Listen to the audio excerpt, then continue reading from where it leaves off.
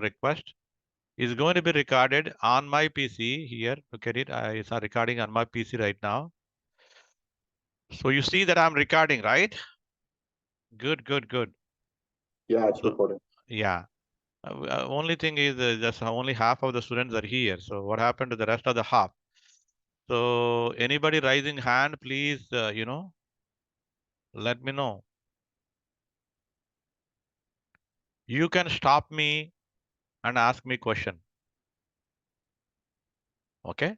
So Omar, I posted it. Do you see it now? Yes or no? Yes, I see it now. Thank you.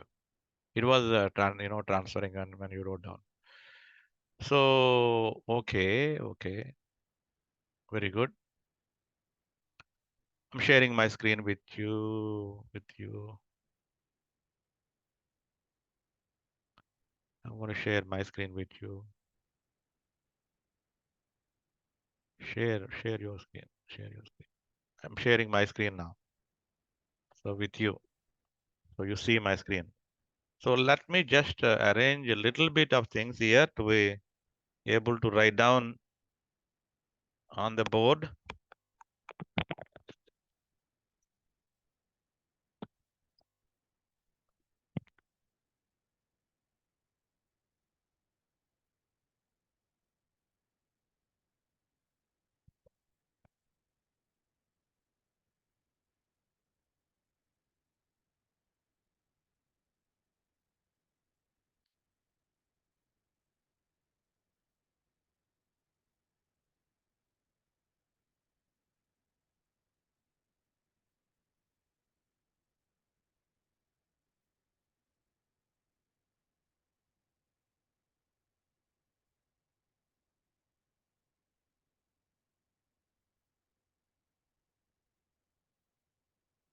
Okay, all right. Please ask me as many questions as you can, right? As you see all the time, always I encourage you questions, right? So the more questions you ask me, more interesting the topic will be, as well as, if there is anything which I need to do, I will also come to know and I will do, whatever is required for you to be able to, appreciate the course. That's my job. So this is the chapter 7 of the textbook, Operations Management, Stevenson, Hojati, and Kavo. Okay, there's a Mehran also used to be there. This book widely used this textbook for a long period of time for operations management. Okay, so, and this is the job work design. You see what I mean? So job, a piece of work to be done, right? Isn't it? So somebody got to define what you need to do. Okay, when you go join a company, okay, they will always give you. So they will need to explain. You're a manager. You have to explain to your employees what they really need to do. Okay, their responsibilities.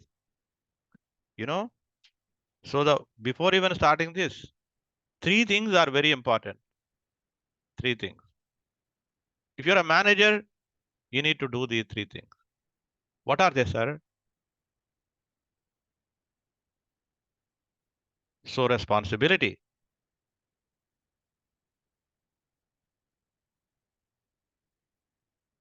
authority, and accountability. You understand me? So it's like a triangle. All three of them are very important. Responsibility. Let's say responsibility is A, authority is B, and accountability is C. So it's like a triangle. So you need all three of them. Can anyone explain me what is the meaning of responsibility? Just explain me. It's not something I'm asking you a great thing. It's very simple thing. Somebody need to define your responsibility. What are you responsible for at your workplace? A piece of work is given to you, right? Isn't it? You're a project manager. So normally the responsibility is defined in the role, based on the role.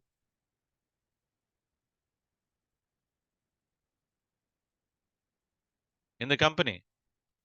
You're a project manager, okay, or a programmer. developer, an operator, an electrician. So whatever is the work, right, that is the responsibility, and if somebody will write down exactly what you need to do in the scope of your responsibility. So the work needs to be defined within your responsibility. And basically your job is going to be refined by your manager. Okay, and your responsibility includes that job precisely, and your role is linked to the job. Okay, you're a project manager. You're a manager. Managing what? Project. Can anyone tell me authority? What is the meaning of authority? So you need authority over resources. Do you agree with me? Can anyone tell me what are the resources? Come on, guys, there are 4 M's. What are the 4 M's, please? Materials, manpower, machines. This is a method, very well-defined methodology. So there's a M here, there's a M here, there's a M here, there's a M here. So all these M's are included in your process. You design the process design in the last lecture class. You design the process. Do you agree with me? Yes or no? So you have materials here. You have manpower working here. You have machines working, using here. There's a method of producing. That is nothing but the process. Okay? And the output is coming here. The input is the material here. Output is finished goods. So input, in a way, you could say that a machine is also like a, is being used in the process. Manpower working. So you need authority over resources. Do you agree with me? Hello? No one is speaking. Yeah, I agree with you. Thank you. Thank you. Because you know what? Oh, sir, you have the responsibility, but you cannot touch this machine. So what are you going to work? If somebody puts a restriction that, sir, you cannot touch this machine is a very expensive machine. You are not supposed to touch it. Oh, sir, you cannot use these materials. This is reserved for somebody else. Oh, sir, these manpower are working, but for you, in your team, in your project, but they need other work to be done. So you cannot give any command to him, sir. So you don't have authority over resources. You cannot do the thing. You are a scapegoat. You understand me? Scapegoat means what? Somebody who has been given a responsibility, but he cannot fulfill the responsibility because he has no authority over resources. You understand me? I Yes, want sir. you to clearly understand. Yeah. You know what? Well, if suppose you fulfill the responsibility, you're a good employee, and you fulfill the responsibility, and you have authority over accountability. You have authority over resources. You did an excellent job. You agree with me? But nobody recognizes you. Or you did not do the job, for example. You did not do the job, and nobody care about you. You have no accountability. Whether you do the job, you don't do the job, you get the same pay. Nobody is punishing you, or nobody appreciating you for doing a good job. Do you have a motivation? Why should you No. do? You care nothing because you have responsibility well defined. I'm doing it. I'm doing hard work, and I have authority over the resources. Yeah, I can use my resources. Computer is mine. I can use my computer. I can use a machine. I can use the money budget, and then you can material. I can do the job. I'm finishing the job. I'm doing everything on time, but nobody gives me a rise in the paycheck. And everybody got paycheck rise, but except me. And I don't do, for example, the following year, I did not do any job. I still get that same pay. I have no accountability. The job is bizarre. Do you agree with me? Yeah. And the workplace is bizarre. My manager will be bizarre. He doesn't even defend what I'm doing. and doesn't even take care of what I'm doing. It doesn't even care. So any of these things are missing, right? You are in a bizarre situation as a company. Do you agree with me? Suppose you have authority over the resources and you have accountability. People are going to punish you. Or if you do the job, they will give you a pay rise. No problem. They give you this accountability, full accountability. And you have full authority, but nobody defined your responsibility. You don't even know what you need to do. You have everything with you, but you cannot know what to do. And you do something and they say, oh, sir, you did not do the right thing because his responsibility is not well defined. Your role is not well defined. Is not good either. Do you agree with me? Yeah. So it's very important that you are clearly defined as you have the clearly defined responsibility and you are trained to do the job. That means your role you can fulfill. You are trained. You have skills. Your skill. You have a skill level to do the job, and you have authority over resources, and you have accountability. Then you are in a good shape. So all these three things are very important. This is what we teach in the other courses in management. Okay, now in this class, it's a very interesting topic. We want to design the job. There are two things which are very important: time study, motion study. How much time it takes for doing the job? How much of movements do you have in the job? Motion study. Okay, time study and motion study. And now there is a guy called Gilbert, and he created a unit called Terblig. His name, you reverse it, okay, and Terblig is the unit of measure. Like a time is measured in seconds and days and minutes, right? So time study, motion study, right? You have, so Terblig is the unit.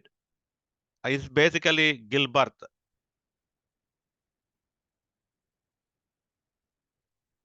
Terblig. So Gilbert, right? Gilbert. See, like Terblig, right? Gilbert. I think you have to reverse it. Terblig and Gilbert. See, look at that.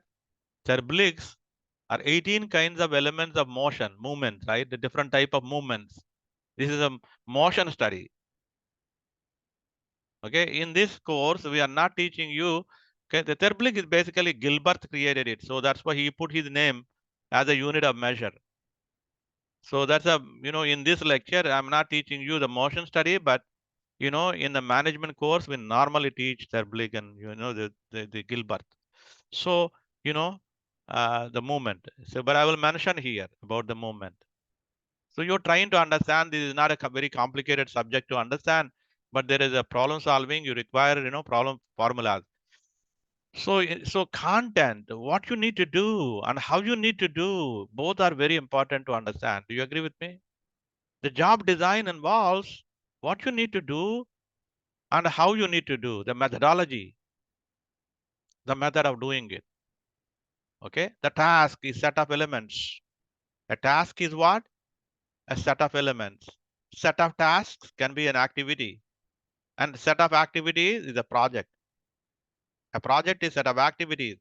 An activity is set of tasks. Each task can be set of elements.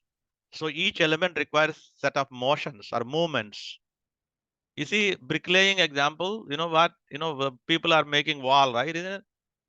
And then they will take, a brick after brick and put the cement in between and then try to seal them. Bricklaying job improvement. So I think I gave you here a video here too. See, bricklaying job improvement here. Look at it. I think, it's a very interesting subject. I think scientific way of doing things came in.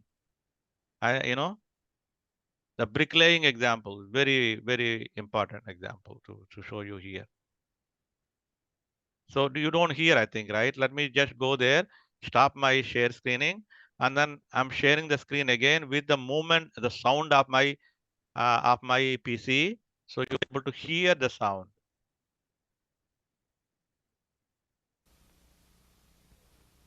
Frank Bunker Gilbreth was born in 1868 and died in 1924.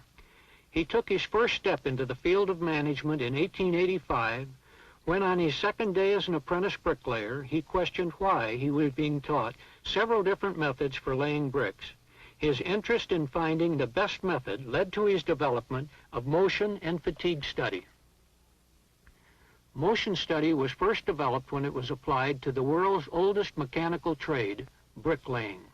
The traditional method, even after 6,000 years, involved unnecessary stooping, walking, and reaching. Hod carriers still dumped the bricks, damaging them. The bricklayer then made a careful inspection of each brick in order to determine its best side before laying it. A 225-pound man bending to his shoe tops twice for each brick expends much more energy than in moving the 4.5-pound brick. He stoops once for the brick, then once again for the mortar. Excessive stooping was the fatiguing and unskilled part of the job and required most of the time. To eliminate waste motion, Gilbreth designed a non-stooping scaffolding platform and a one-motion grass packet. When the men worked on the wall, a lifting jack gradually raised the entire scaffold. This device, patented by Gilbreth in 1891, maintained the level of mortar and bricks at the most untiring height and close to the wall. By applying the Gilbreth system of motion analysis, the motions per brick were reduced from 18 to 5. The number of bricks laid per hour increased from 125 to 350, increasing productivity by nearly 200%. The most tiring part of the job had been the stooping, 250 times per hour. Under the new method, a man could lay more bricks standing in the least tiring position. Good, right? You all agree with me? There's a very interesting This is subject the there. quickest way to clear out stuck poop. Fiber helps you poop, right? Okay, sorry for that. So like going back again, right? No, I'm going back again. So here, so you have seen that video is very, very important video. So you know what, people have to focus on the management matters. Managers are supposed to do their creating efficient way of doing it, effective way of doing things. Efficiency means cost effectiveness, and cost. You focusing on the cost is efficiency, and effectiveness means effective. Efficient and effective are totally different. Effective means accomplishing the goals. Okay, goal. You need to accomplish the goal. When you are accomplishing the goal, you probably do not think about the money that you need to spend. Okay, but you want both of them. You want to be efficient, you want to be effective, both. You're accomplishing the goal at the cheapest possible way. You know what? When you are thinking about work to be done, so you should be completing the work cost effectively and focusing on the behavioral aspects of the people around you, people who are working. So they have, they have emotions. Okay, so they have fatigue. The human factors are very important. They are not just working for money alone. So they may be working, they need it to be motivated. So they have to be recognized in the workplace. You need promotions, giving them. So, and then all kind of encouragement people are looking for. You agree with me? So I think most of the lecture notes, you can read it very quickly. So I can probably go through quickly because you are a university student. And if you have any question, you can always ask me back again in the next class or even during the class. So anything that comes to your, if I'm skipping anything, just ask me to stop and then, explain you more. So performance specifications, what you really expected out of the job need to be very clearly defined. And the task support, you need to really support all the employees doing the job, giving them the resources that they require. And the consequences, like it need to be very clearly explained. So remember I said responsibility falls here, right? Isn't it? So on task support, what you falls in authority and accountability. Consequences is about accountability, and you have to give them feedback how they're doing, right? So these four are very important performance measures. Okay, And here these are, looking at the skill level and the knowledge. Normally you put the people who are skilled anyway, and individual capacity. Not everybody is the same, right? The people differ, so they have the mental, emotional, the aspects of workplace. People require support in that area also, but most of the performance improvement will come from the four. So environmental factors, these are the responsible for majority of the performance improvements. So almost like 80% of the first four factors are the 80% of the improvement, and 15 to 20% is the fifth one. Less than around 1% is about the last one. Individual capacity, efficiency approach, behavioral approach. Okay, so about job related here, look at that. So cost effectiveness. Okay, you want to jobs can be monotonous. You want to eliminate the monotony of it. And then behavioral aspects, right? People are not the same, so you got to think about their welfare, well-being.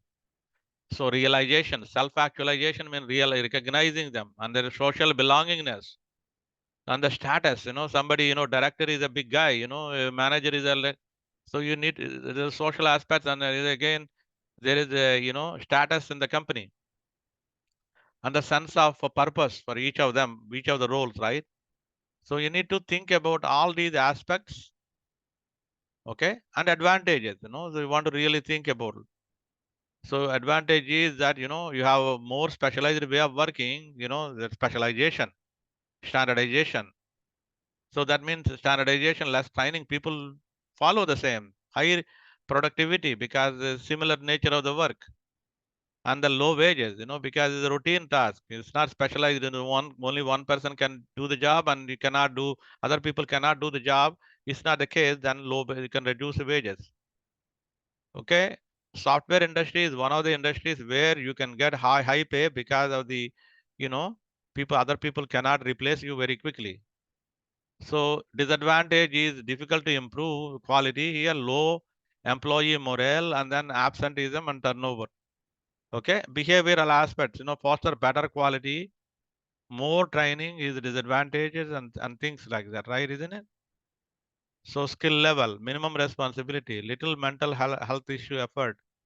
So monotonous work, self fulfillment, better morale. So I'm just quickly going through, right? So you know what? If you want to take care of people around you, you need to enlarge the existing job. Meaning, right? So you see, the existing job, give more responsibility. As he becoming better and better at the workplace, give a larger portion of the work or activity so that he will be happy. Don't give a boring, simple job. Give a challenging job, right? It's called horizontal loading. Increasing the same kind of work more is called horizontal loading. Vertical loading means different type of jobs you can give to the same person. That is vertical loading. So that means he's not doing the same type of job. You'll doing multiple jobs, often given.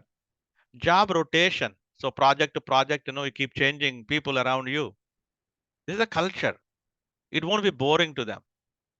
Okay. Job rotation is going to reduce some of the efficiency, but improve on the other hand.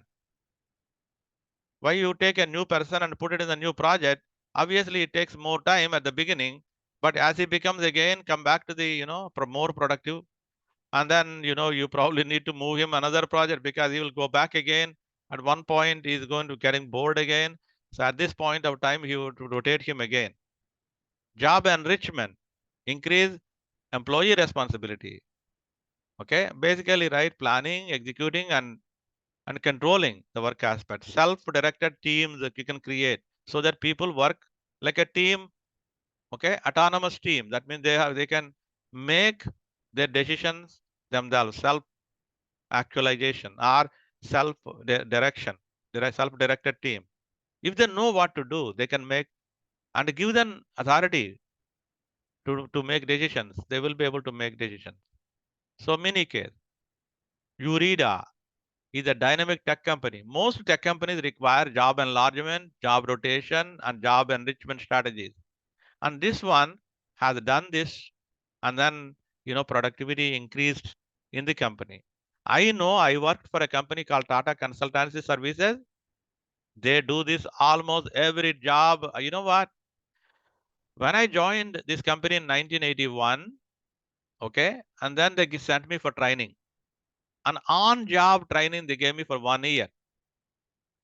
On job. That means I was put in projects, but I have a supervisor who is responsible 100%.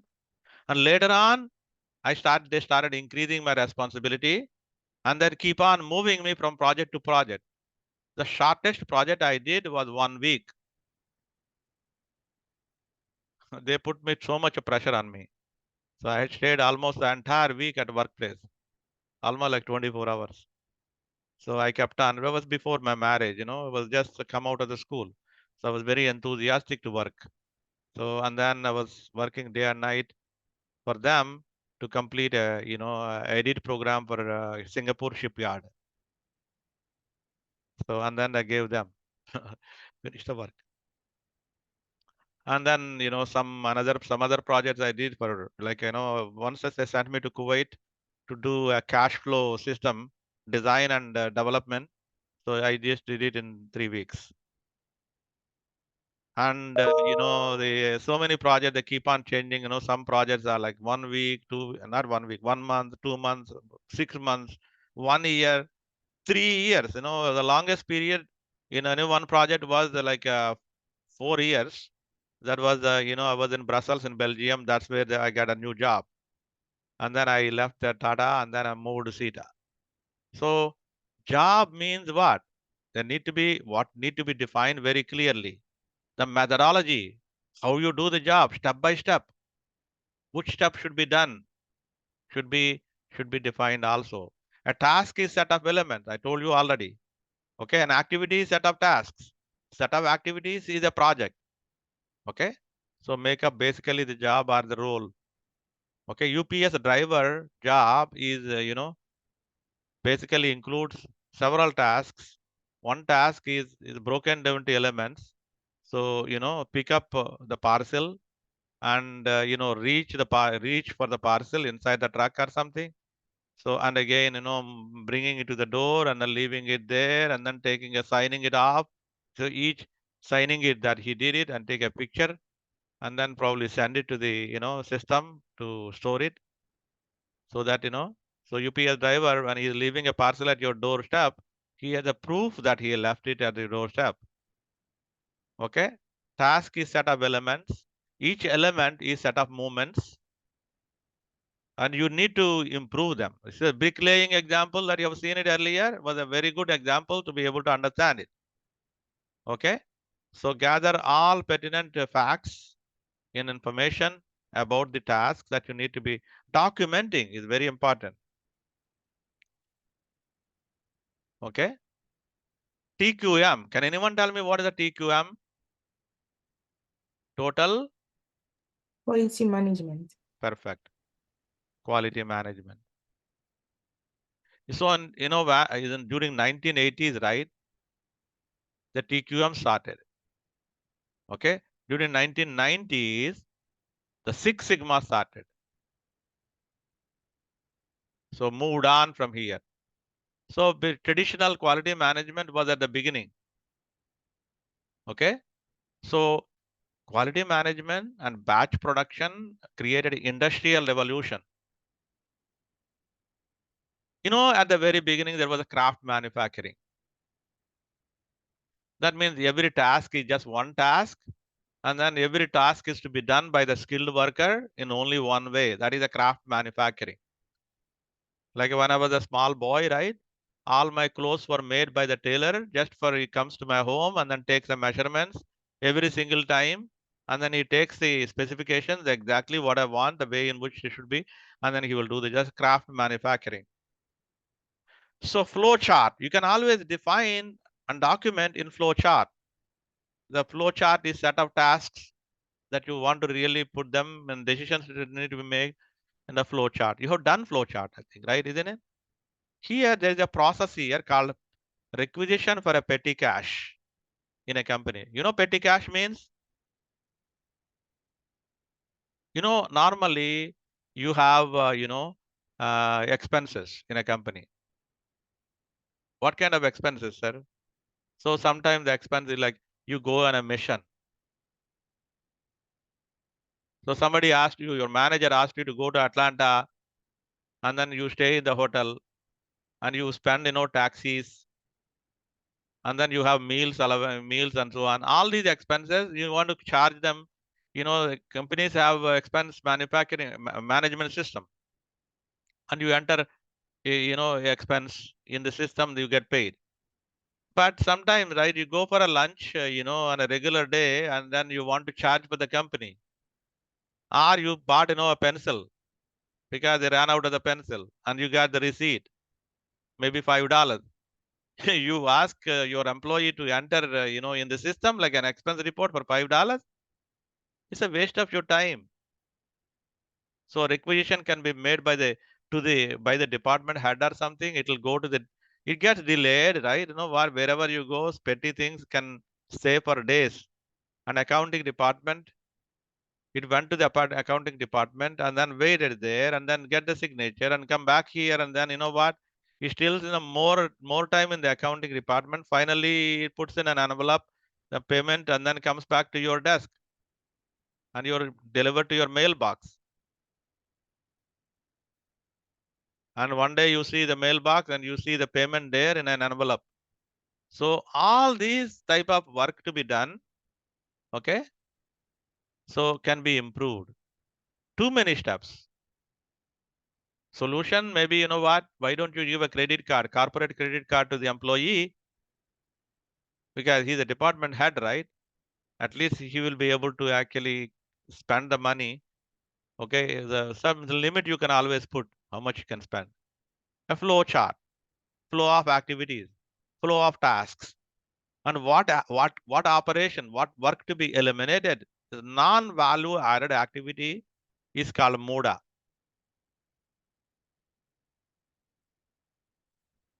MUDA means in Japanese word, right? This is Japanese word. MUDA means waste. So lean sigma or lean enterprise, that means eliminate all non-value added activities and then refine them, create value in every task that you do, and take it to the perfection. Okay, value stream mapping, VSM. Okay, I was teaching a lean enterprise course. It can be, can you change the sequence of activities? Can similar activities can be grouped together because the same skilled people are there? Can you do faster than what we are doing currently? Can you buy a machine and that can do better than what humans are doing and replace the activity and improve the task? You got to, that's called business process reengineering.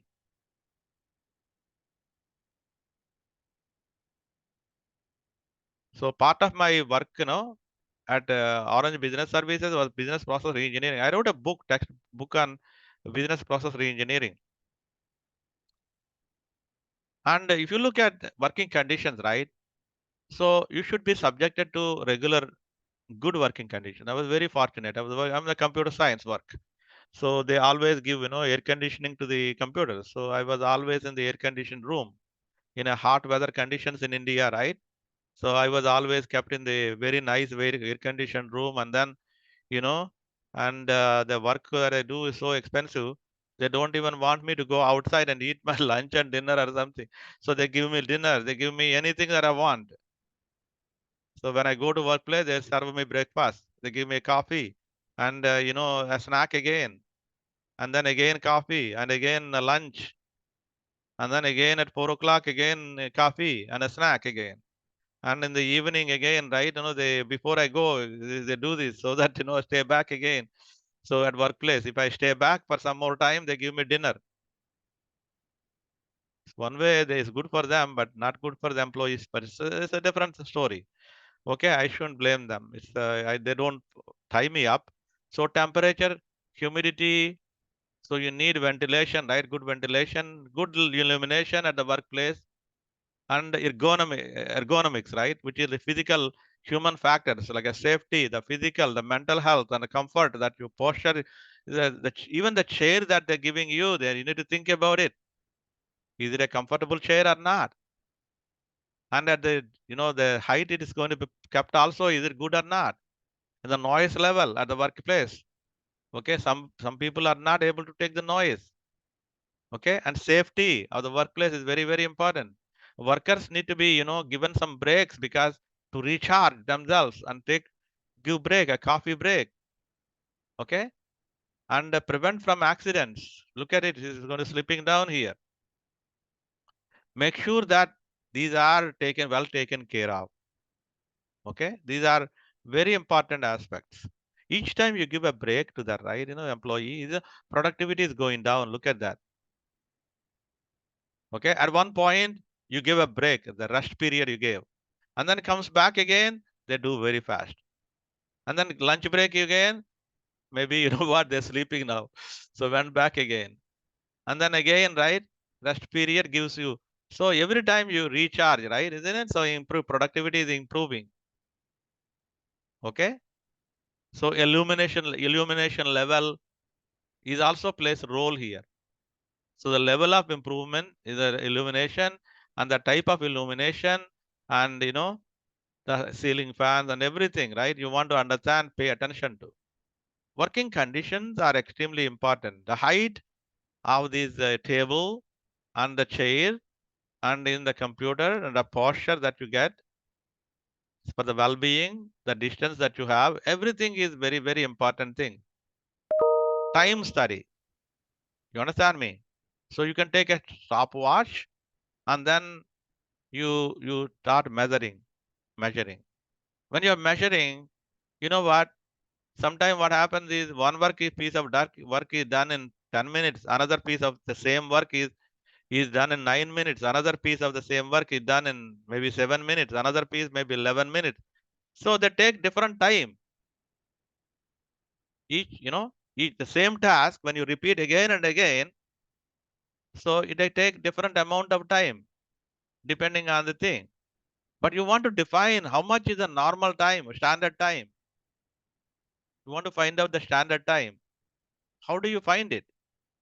So based on, can you sustain this rate that you're defining? And you want to measure it.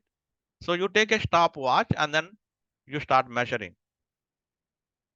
Stopwatch. Time study. Okay.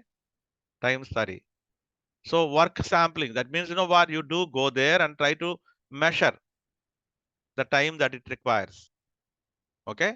So that means, what, you keep repeating the same observation. You want to find out, a standard time.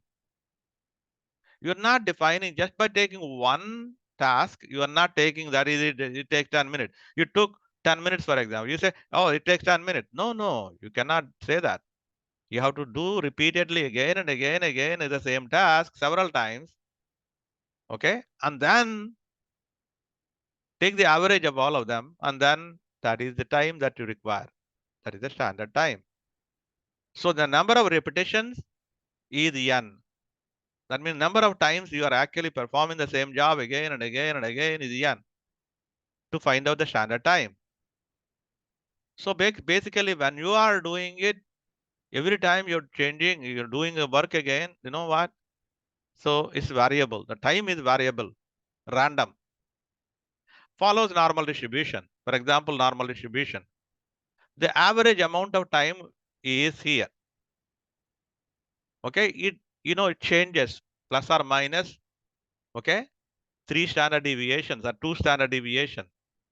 99.7% of all jobs will fall in here.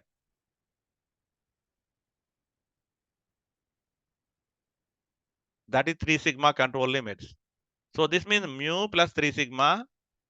And this one is minus 3 sigma, which is mu minus 3 sigma.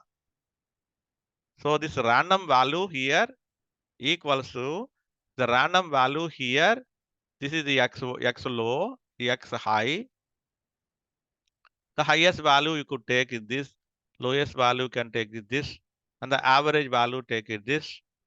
And 99.7% of all the tasks that you're doing here fall in this range. So this is the number of standard deviation z equal to 3 here. So normally 95% of 95% 4, 5, 2 sigma, 2 sigma minus 2 sigma. So this is 95.45%, that 2 sigma, which means that mu is at the center, is the average amount of time it takes for the task, plus 2 sigma. And then, you know what, it can take more also, but it is very rare. See what I mean? So the rest of the, you know, area here is mu minus 2 sigma z equal to 2 here.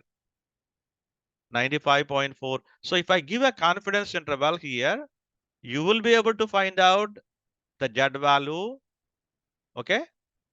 So z value is here, and the standard deviation is given to you here. So the level of accuracy, the desired accuracy is A.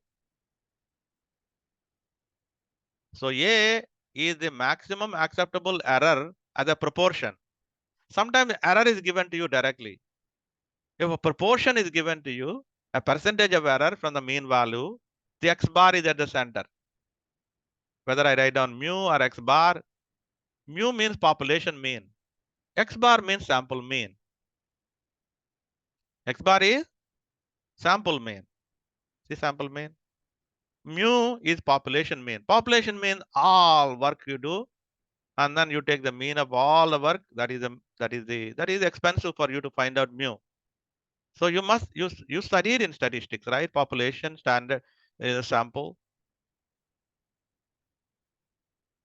Can someone help me understand? Yes or no? You know the difference between sample and population, no? Yes, sir. Thank you. So standard deviation is here. Z is the number of standard deviation for your confidence interval, desired confidence interval. Okay, interval is, you know, like a two-way, both ways, two-sided interval around the mean. Okay, and A is the proportion of the deviation you allow, you know, for accuracy purpose. And if somebody gives you the error deviation itself directly, then use this formula or that formula to find out n. What is n? Number of observations. Okay, number of observations that you require. That's a sample size. What is it? Sample size, which is the number of observations. You understand me?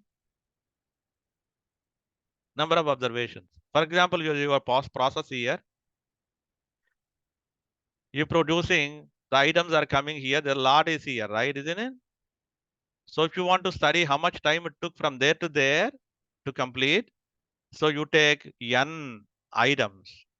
So n times you try to record the time to find out the standard time. Okay. So I want you to understand here. Okay. So these are the questions here. You know, there are a lot of problem solving in the exam, in the PowerPoint slides. So which is very, very interesting. That's what I really appreciate is 95.5% is actually 95.45%. Z equal to 2 means 95.45. Okay. 95.5 is not Z equal to 2. 95.45 is Z equal to 2. We all know it. So here the question number A, question number B, the question number A is given A is a proportion of the deviation of sample mean. A is given. Here E is given. So what means we are using both formulas. This formula is given to you for the first one. This formula given to you for the second one. You understand me? So Z is known because you gave you the confidence interval. Z is known to you. Okay. And standard deviation is given to you 1.1. The mean is given to you. The sample mean is given to you 5. So X bar is known to you. Sigma is known to you. Okay. Sigma is known to you. Sigma basically, if it is a, people write down sigma for population, yes for, you know, sample standard deviation. We are writing down yes, sample standard deviation. You understand me? Yes or no? So Yes, sir. basically, when you're repeating, you're not repeating 49.72. You are repeating 50 observations. You know what? In your exam also, right? Midterm exam or something, number of machines, n minimum is given to you like 3.2 or something. You need 4 machines, not 3. You have to use the actual. You understand me? So number of actual, that's what you really use. So here, so you have 50 observations you require. Even though 30.25, you need 31 observations. So round up. So I want you to understand 3 different times here. What you observe is the observed time. You understand me? This is the mean value of the sample. Find out this mean value of the sample, the average of the sample. So that means for in the sample, there are 5 observations, there is n equal to 5. So that means all the values, time, one piece, another piece, another piece, another piece. So 5 pieces, you look at it. And the total amount of time you take for all of them, divide by 5 is the average. You know how to find out the average. And now you need to think about the allowances that you have here. The allowance here is going to make it like a standard. But performance rating. So what is its performance rating, sir? You know what? This work is done by one gentleman here. The another piece of work will be done by another gentleman. Another piece of work is done by another gentleman. But the manager knows that this guy is faster guy, that guy is slower guy, that guy is this faster guy. You know what? There is a performance rating for each and every individual working in. Some people are working faster. Some people are working slower. Do you agree with me? So person working conditions can be 10% faster, then you multiply with 1.1. Slower, you see here? So multiply by, then you get normal time. So normal time is observed time multiplied by the performance factor. He can work 10% faster. He works slower. So just the performance rating and you take whatever performance rating given, multiply, you get the normal time. So observed time to normal time, from there to standard time. So and then you take the standard normal time and multiply with allowance factor. There are 2 different allowance factors based on are they doing the similar jobs or different type of jobs. You see what I mean? So the based on that allowance factor, there are 2 of them. What is it, sir? So one allowance factor is here. Look at this is a similar task. This is a different task. See, different allowances. You require different allowances with different tasks. So this is similar. So there's the same allowance. So you give the allowance for the work day, allowance, time, task time. There are 2 different. You multiply or divide. Normal time is, found out to you, right? Either you multiply with this factor here or this factor here, divide with factor to find out the standard time, depending on the type of work given to you. So that means this is a little challenge for you to do the job. So let's look at here. Worker produced 10, so n equal to 10, 20. Okay, n is 20. So that means items that you worked. So the items, how many hours of work is done? 8 hours. So that means for each item, how much time it took actually?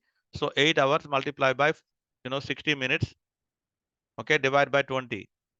Okay, or 8 divided by 20 hours or minutes. Okay, so this one is 2 and then this one is 5, 2 by 5, which is 0.4. Okay, 0.4 hour. That is the observed time for each item on an average. On average, you take this one, you plug it in here, and this employee worked about 10% faster. That means you got to multiply with 1.1. Okay, performance rating. Okay, it is estimated that you work 1.1 faster. That means you actually got normal time for this one is Okay. So if somebody does it, you know, it will take, you have to give him this one, this much of time. Is it clearly understood or no? Okay. If I am doing faster, that means I take less amount of time. Unless you increase it with my performance, you cannot give the same time to other person because he's slow guy or average guy. You want to go to the average. On average, I'm a guy which is faster than normal conditions or normal average and above average, 10% above average. So 10%. That is the amount of time. You understand me? Now here allowance factor is work day is given to 25%. So 0.25, 25%. So work day. So that means, you know what? This is the formula that you need to use. There are two formulas I told you. See, this is one to find out the standard time is one formula. This is another formula. Is a similar task or different allowances. So you substitute in this is a standard time. You understand me? That is the standard time for the finishing the work per unit. Work sampling. Anybody has any question? I'm just teaching you faster. And there will be interesting topic today. There will be again, you know, learning curves. I'm going to teach you learning curves. Don't go away. It's a very important topic. Learning curves. I'm going to teach you this also today. After finishing the time study here. Estimating the proportion of the worker spends on each task or how much time the worker is idle. You understand me? You want to really see. So it doesn't involve, you know, timing a task or continuous observation of the task. So instead, observer makes brief observations and then extrapolate. So random intervals and takes the notes about the, you know, the nature of the task. When you know, use a non-repetitive task, secretarial job of typing a letter, she won't type a letter right away. So you have to wait until again. Did you understand so far? We are moving to the new topic here is learning curves. You understand me? Hello? Yes, sir. Yes, Very sir. good. Thank you very much. You know, I want to hear your voice sometimes. It will be very Okay. interesting for me because I feel, you know, very happy to hear you people because you know what, at this age of my life, right, I really enjoy teaching. At the same time, you know, you're all, you know, younger than my children. So to be honest with you, so you know, I would really like contribute to you people.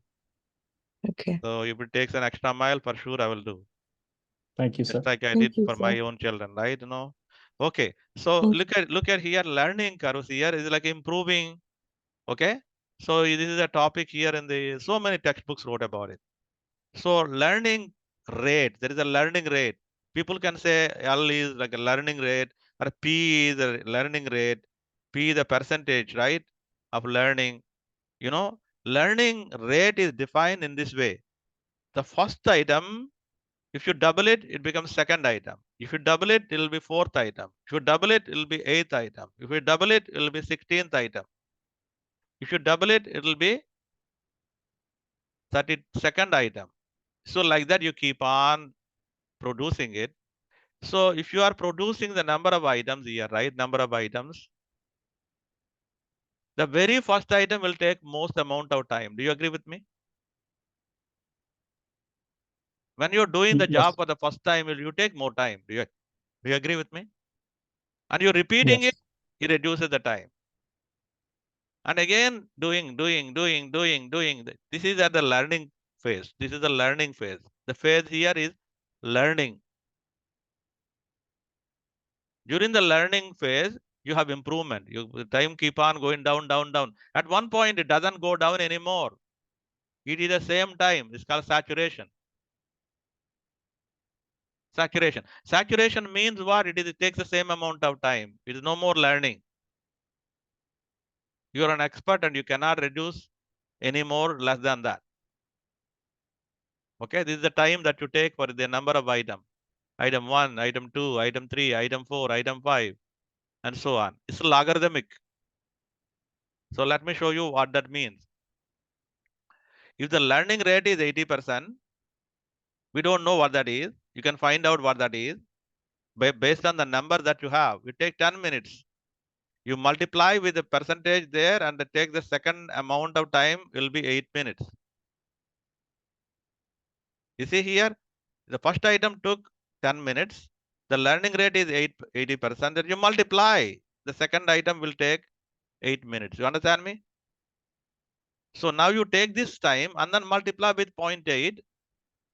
The learning rate is 80%, 0.8, and that will be fourth item. You understand me? Fourth item will take 6.4 minutes. And you take, this is the fourth item. Multiply by 2, which is the eighth item. Eighth item will take 6.4 multiplied by 80%, which is 5.12 minutes. You understand me? This is how it goes until it reaches the steady state. This is steady state is here. Here there is no more improvement. Is it clearly understood or no? I can explain you again if you wish me to.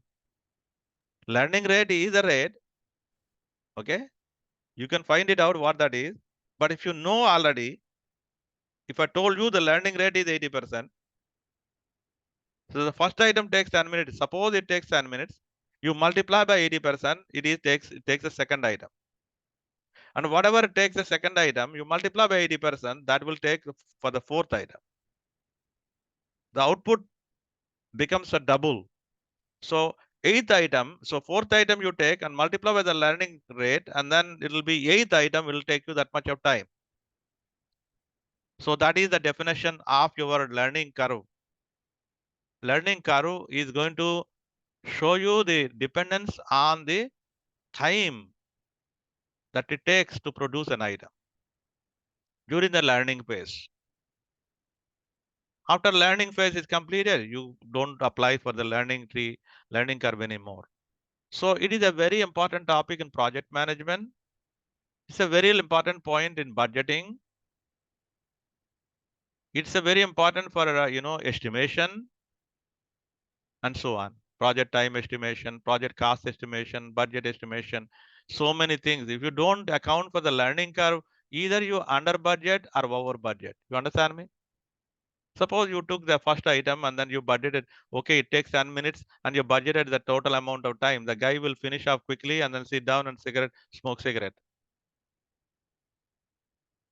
So you understand me? So you're losing the productivity of employee, whereas if you give too much of time to him, or you budget too much of money, you're wasting the money, or locking the money for doing nothing. So that is a really very, very important to, estimation. You know that it's a function. So the number of units you're producing is function of the time, and it keeps going down. After one point of time, there's no more reduction. Takes amount of time, less steep after some time. So it's a logarithmic nature. So, whoever see like a Crawford model, learning curve model uses the unit time, use the average time, what you doubling production. So learning percentage is a doubling production rate, the rate at which the learning production. You know what? Each time you change the product for a process, for example, it has a scale-up effect, which means that each time you change, right, the conditions, it may take more time. But again, get used to it. And then you change something, it may take more time.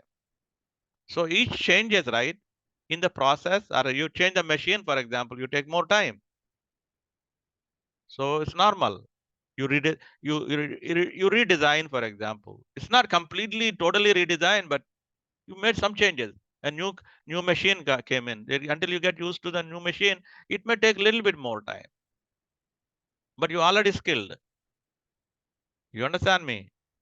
So you look at here, this is the A is divided into B1 and B2, right? Put together is C. Okay. So let's try to understand here. The amount of time the first item takes is T1. Nth item, how much it takes? Equal to T1 multiplied by n to the power of B, where B is depending. This is remember I was saying learning percentage is this one. Learning percentage. If you know the learning percentage, R, this is P. Sometime in the textbook, in the textbook is written down as P. In other textbook, people write down L. because I did teach so many times the same thing. So B is a factor. B is a factor. It's not the learning rate. It's a factor. It's a logarithmic factor. So ln of B equals to ln of learning rate divided by ln of 2. Understand me, right? You can also do log 10th log also you can do, because it's a ratio you're taking, it doesn't change. So you look at here, the divide by logarithm 2. This is the one, you find out the B. If you know the L, you find out the B and plug it in here. You know the nth is the number of the nth item.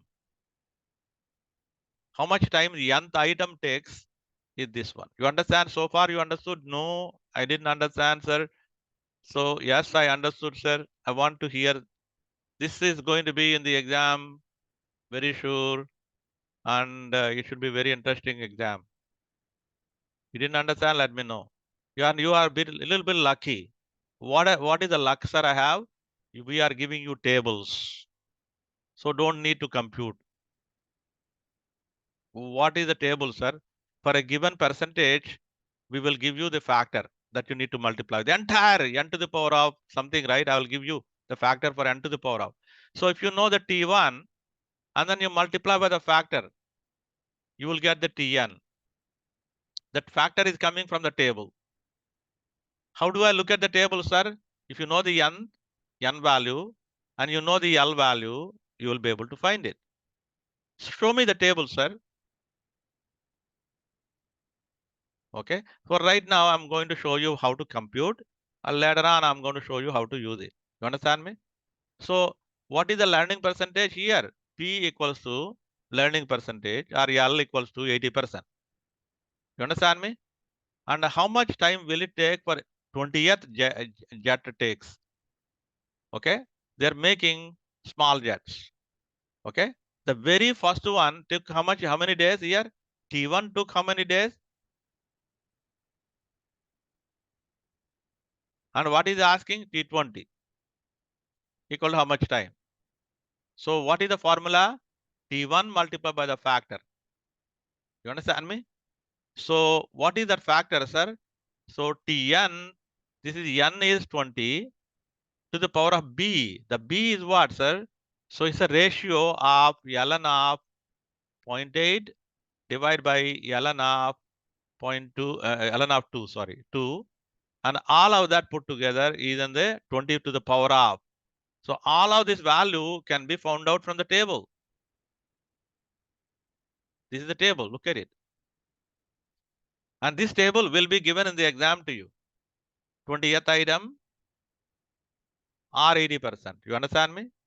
The unit time is a cumulative time. You want to do this. What is cumulative time, sir? Sigma T I equal to 1 to 20.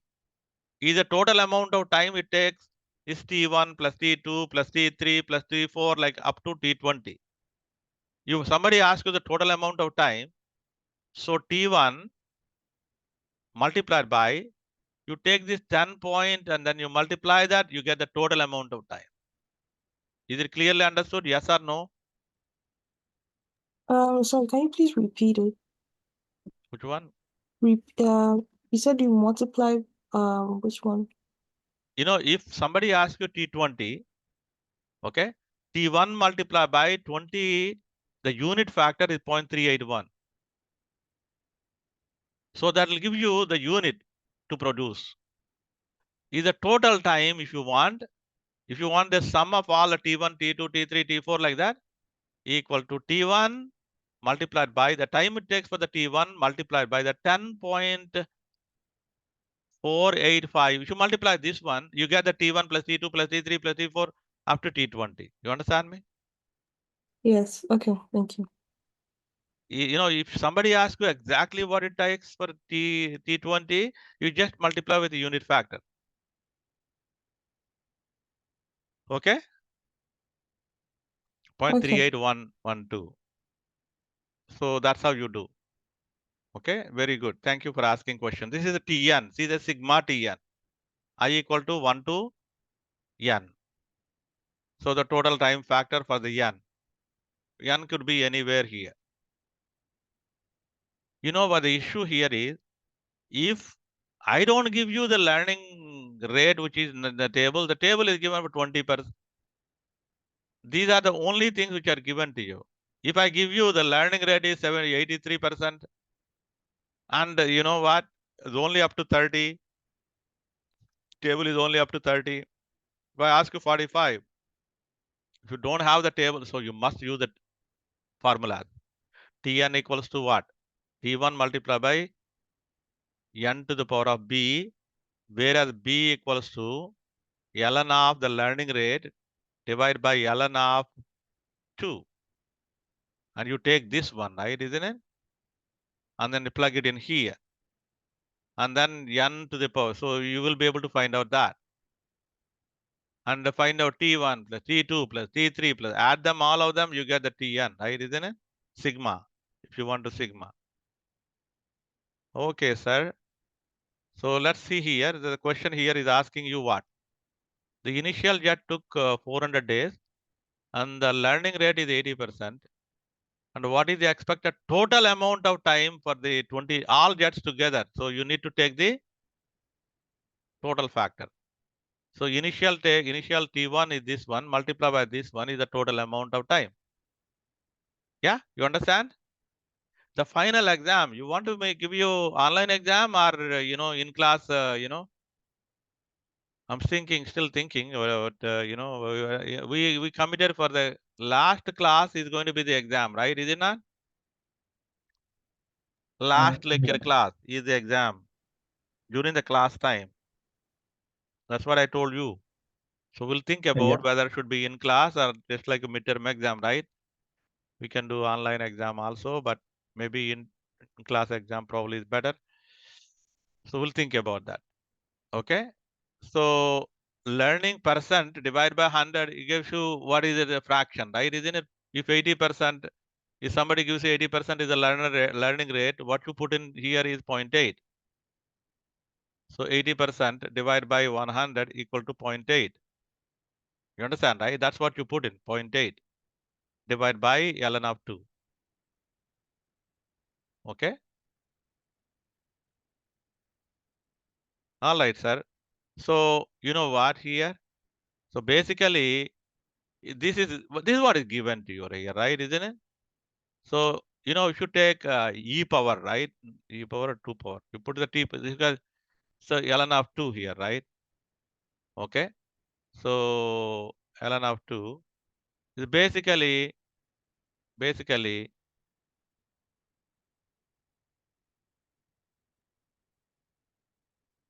okay. So learning percentage is 2 to the power of b, 2 to the power of b, learning percentage, 2 to the power of b multiplied by 100.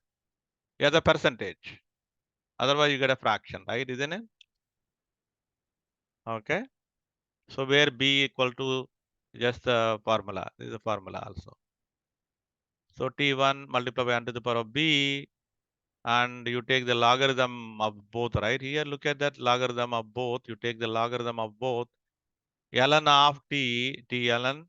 So this is ln b, and then b multiplied by ln of n, right? Isn't it? So that means n equal to e to the power of this. So that means you can do, I actually did it by Excel. Okay. So T1 equal to 10, Tn equal to 6, right? It takes 6. So the last item took 6 minutes and the first item took, 10 minutes. Okay. And then the learning percentage is 90%, which is given to you. 90% is given to you. The formula is T1 multiplied by n to the power of b. So find out the b value. Okay. And the ratio of the Tn by Tn divided by T1 is 0.6. Okay. So that is b, you took the logarithm of that, right? Here, look at that. B multiplied by, I did it, by using Excel. Anybody has any questions so far? No question. So we are going okay. We are going at the right pace. So which is okay. Maybe I can finish. I hope, right? So we never know. So how much time it takes? Because the first few slides are very easy slides. Okay, the first, this is given to you. That is given to you. The learning rate is also given to you. Okay, and then you know what? So B equal to the, so ln of learning rate 0.9 divided by ln of 2, and you do that, that is the B. I computed it. So if you take this formula, okay, Tn divided by T1 is nothing but n to the power of B. So n to the power of B, okay, this is nothing but n to the power of B. Okay, n to the power of B, n to the power of B equal to 0.6. Because Tn divided by T1 is n to the power of B. And we know B is minus n minus 0.152. Okay, minus 1.52 equal to 0.6. You take the logarithm of this. Okay, so or you take the, so you take a logarithm of that. So you will be able to minus 0.152 logarithm of n equals to ln of 0.2, 0.6.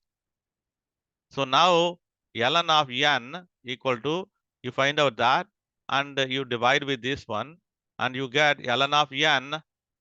I found out that. And you take a, basically e power, is it e power, base e, right? Is it not?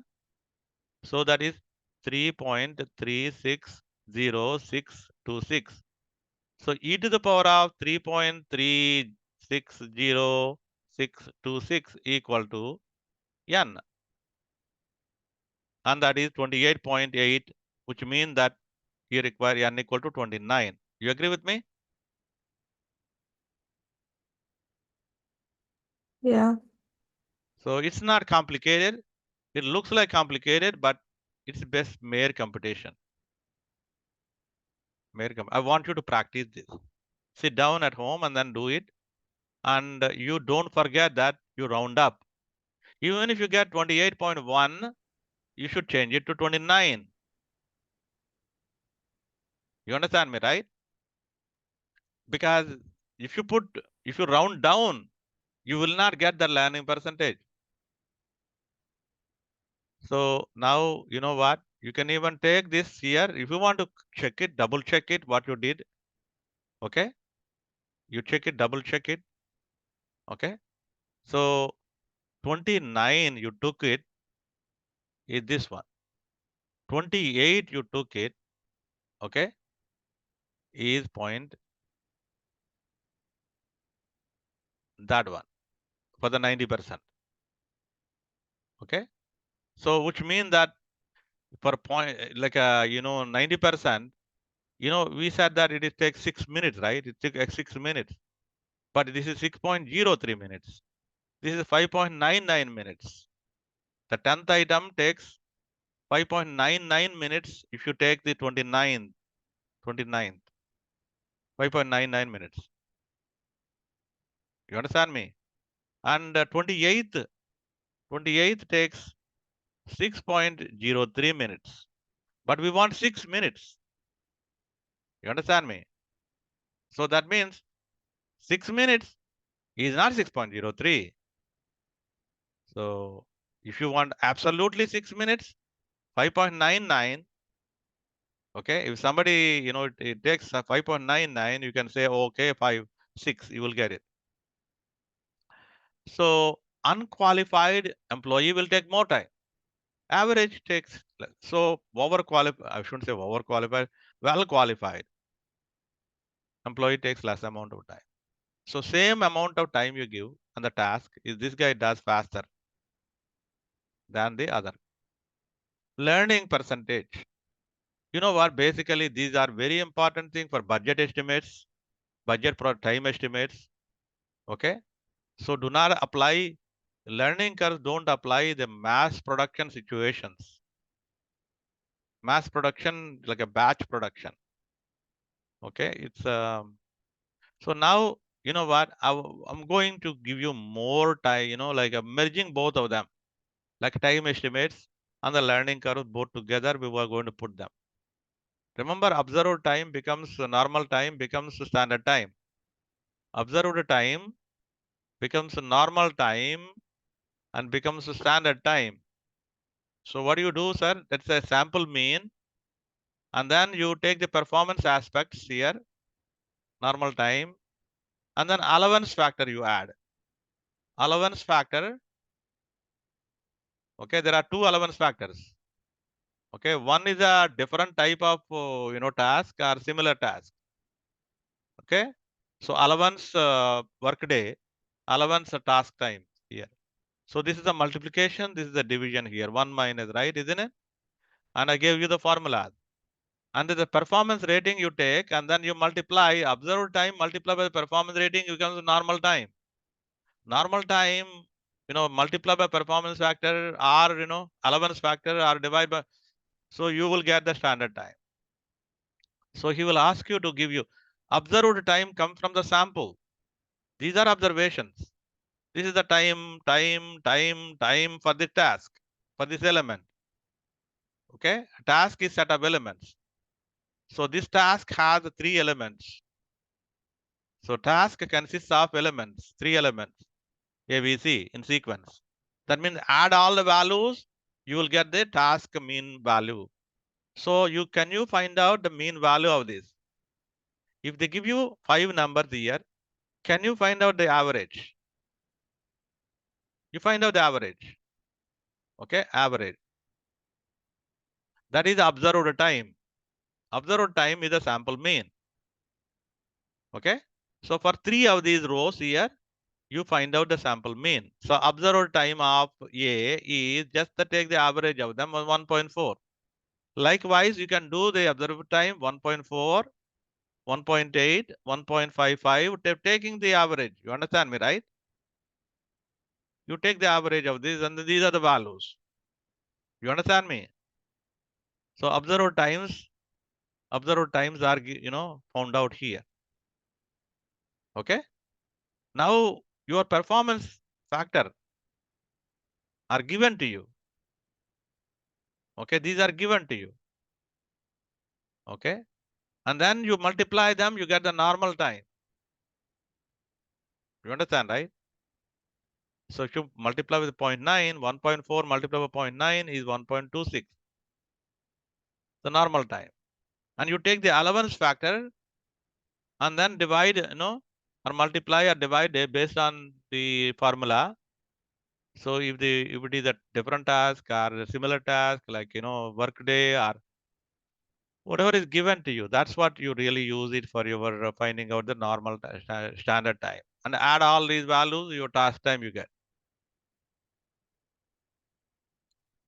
Okay. So how many observations are needed to estimate the mean? So you know what you have, this is the first task, which is A. So B is about thinking about, okay. So B is about determine the number of observations required to estimate the first element with 4% of the true value. 4% of the true value. Okay. With a confidence of 98%. So that means you need to find out the Z value corresponding to this. How do you find the Z value? 98% is between them. That is 98%. So that means if you want to find out the Z value from the table, okay, you take this one. And what is this one? Can you tell me what is the area of this, including this little thing here, including that? That will be, you can, yeah, 0.99, right? Isn't that? Because this is 0.1, this is side 0.1 or 0.01, right? Isn't it? Or 1% is this side or 0.01, 1% is this side. That is also 0.01. So which means that the total area is 0.99. So look for the 0.99, you will get the Z value. Okay. And then you have the formula to be able to do it, right? Isn't it? You substitute the formula. So first of all, let's finish the first one, first task. Normal time is the performance rating you have here. Look at it, normal time, performance rating. You already found out earlier in the previous one, right, isn't it? So allowance factor, okay, allowance factor 10%, right? Isn't allowance factor is 10% of the task time? Is allowance factor is okay? So 1.1, you need to multiply with 1.1. See here, 1.1. You need to multiply with 1.1. So this one multiply by 1.1 equal to 1. So you got the standard time. So that means add all these values put together is the standard time for the task. You understand me? A task is 3 elements in sequence. In sequence. That means, task is task, task, task. All are to be done. So element, sorry. And the whole thing is a task. This is A, B, C. Okay, all right. So next question here is first element, the true, the 4% is given to you, right? Is it not? 4% is given to you, which is A. So A equal to 0.04. That is A. So A is 0.04. So the mean value for the first task is 1.4. Okay, A sample observed time is 1.4. Sample mean basically. Sample mean for the A. Remember that we did it. Sample mean 1.4 for A. For B is 1.96. So we are finding out for the how many repetitions are required for A, how many repetitions are required for B, how many repetitions are required for C. So all are can be different because it depends on the time here and also standard deviation is given to you. Okay. Is the standard deviation given to you or we found out the standard deviation? Yeah, he gave you the standard deviation 0.0158. This is yes, is given to you. Okay. So you look for 99 one-sided and you get the Z value. So in the Excel, you're doing the exam from home, right? So norms in, if you look at, you get the Z value. You understand me? Norms in 0.99. You will be, see, look at the formula I put in here. So 2.32. You put in 33 here. You can actually put exact value. If you do from home. If you do from, in the school that you writing down in the paper, then I have to give you the table and you have to use the table value. You don't have Excel, but you are doing from home. You can use Excel. So now, the another case here, he gave you the allowance. So as the actual element is C, you take element C, estimate.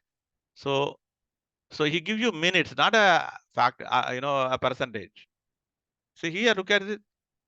The percentage of the true value. So whenever you say percentage of true value, which is, a percentage.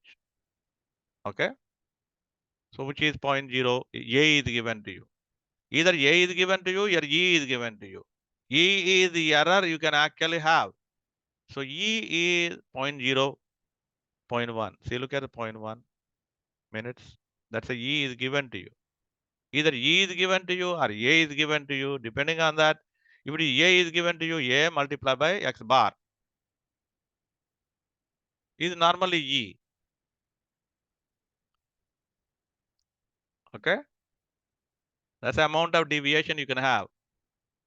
So, and then you have Z. That's the same formula, both of them. If you use this one, it is the same formula. So that is, so you have to round it up because N cannot be 1.7. It has to be 2.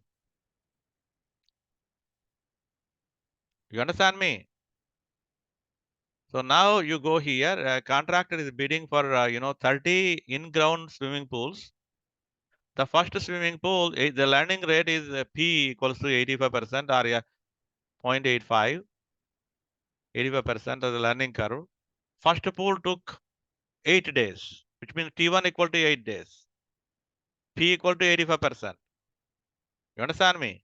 So how much time it takes for the first 10 pools? The 30 pools here. You understand me? The 30 pools here. So what is the percentage or learning percentage? 85. So first 10 pools. You take the 7.118 for the multiply by the first one is 8 days. 8 multiplied by 7.116. And that it will take you all the first 10. You understand me?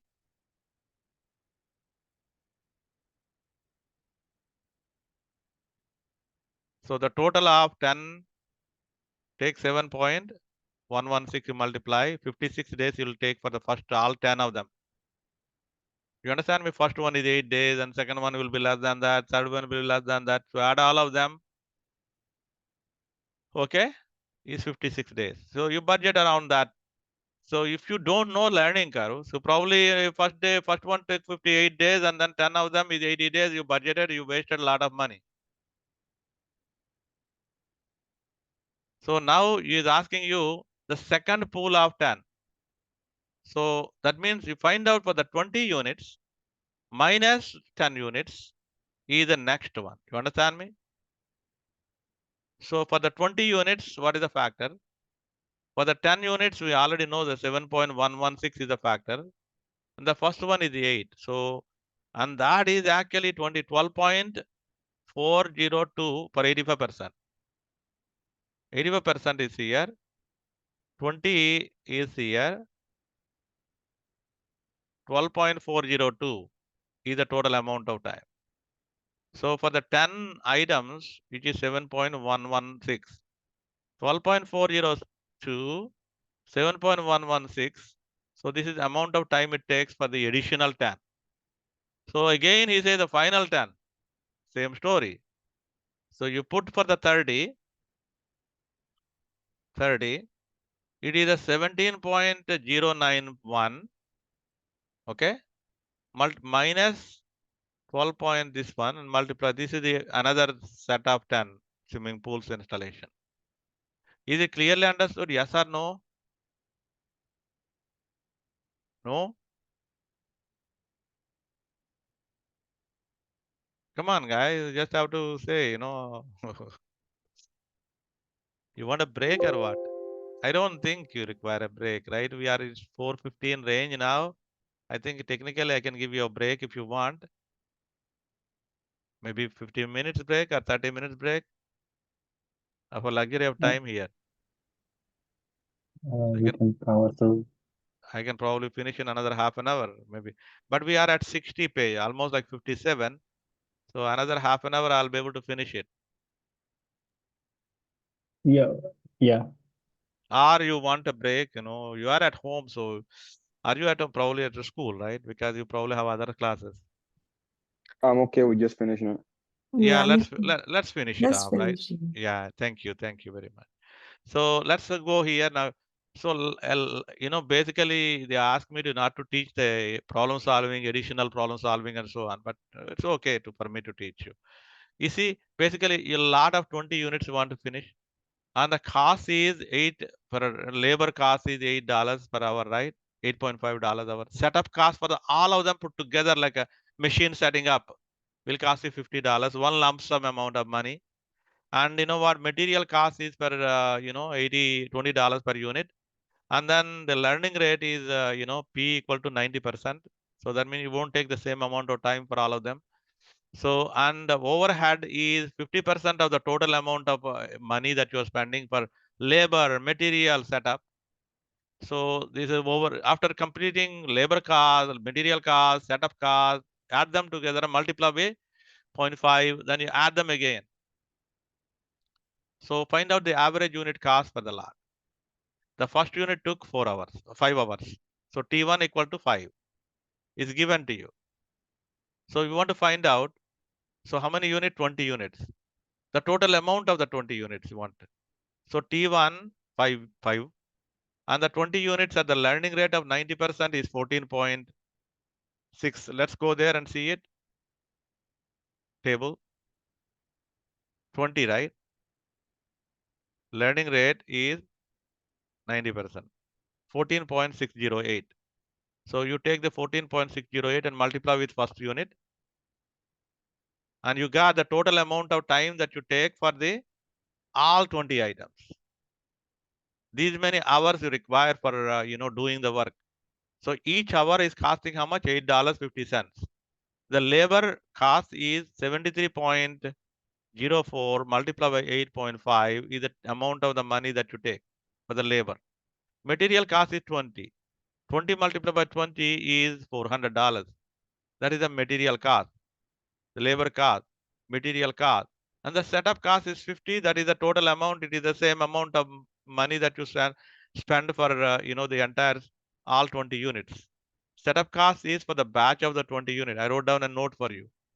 Okay, and you see 73.04 multiplied by 8.5. That is the amount of labor cost.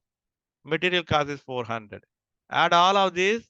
That's the total cost, and the overhead is 50% more than that. So 50% of this value, add them together to that as the total cost. And this is the total cost divided by 20 units. It is the average cost per unit. You understand, right?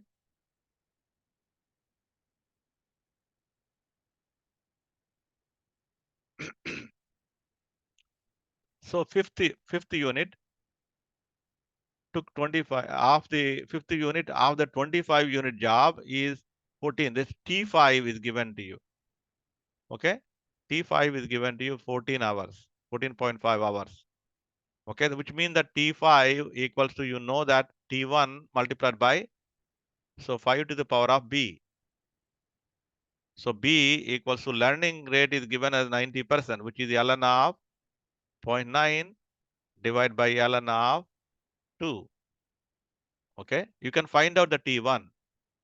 So you know this, which means B is known to you, and the T1 is known to you, or T5 is known to you. Sorry, T5 is known to you. T1 is not known to you. So the only thing which is not known to you, T1, and you can find out the T1. Or you can even take the unit factor and then you can work it out also. Okay. So unit factor I took here for 90%. Okay, 90%. Okay.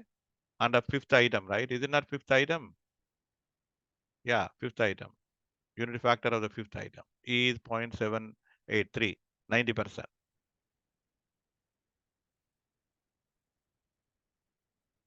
Fifth item and the 90% one. Okay, unit factor 0.783. Okay, 0.783. See 0.783. So you multiply. So T1 you can find out very easily. And then you can find out the total amount of time it takes for all the 25 units. You take the 25 unit factor for the 25 from the table again, and then multiply with the T1, and then you got the total amount of the time you have. So that's it. Estimate the average amount of time. That means divide by 25 with the average amount of time. Okay, you understand me? So T1 multiplied by 25 total factor, which is 17 divided by 25 is 13. You understand me, right? So more exercises. I can really leave it to you, but I think I was looking at it and then I found a small mistake. I fixed it and I did it again. Okay, let's look at again very quickly. Okay, I improved here. You know what? Average observed time. This is the sample mean. Sample mean X bar is given to you, which is 2.2. Okay, minutes per cycle. Okay, for each item. Cycle means observation. Okay, standard deviation is given to you. S is given to you, and is asking for N. Okay, so 20 observations. Initial study is necessary to confidence interval is 95.44. Okay, 95.44 is at the center. Okay, normal 90.45, there is 2, z equal to 2, I know. So 95.445 is actually Z equal to 2. I think he uses Z equal to 2 even here. So R you can actually find from the table, R norm CN. And 4% of the true value, which means A is given to you. A is given to you, which is 0.04. And the X bar is given to you. Standard deviation is given to you. S is given to you. You know the formula for that, right? Isn't it? Okay. So the formula to find out the N. Okay. 95% confidence interval is you take the 95, okay, 47.72 plus 0.5, which is 0.9772. That's what you look for. Okay. Because half of the 95 per 0.44 is 47.72, which is 0.4772. So, and if you want to add the half of it, right? So our entire, this is 0.4772. And you want to add all this here, which is 0.5. So, and then you're looking for all these values, then you get the Z value. Okay. Or he gave you half of it. So you look for half, 0.4772, right? 0.47. Yeah, you have here 2. Z equal to 2. Okay. So you got the Z equal to 2. And the formula with AX is this one for the N. So ZS square, ZS divided by AX whole square. So you know Z equal to 2.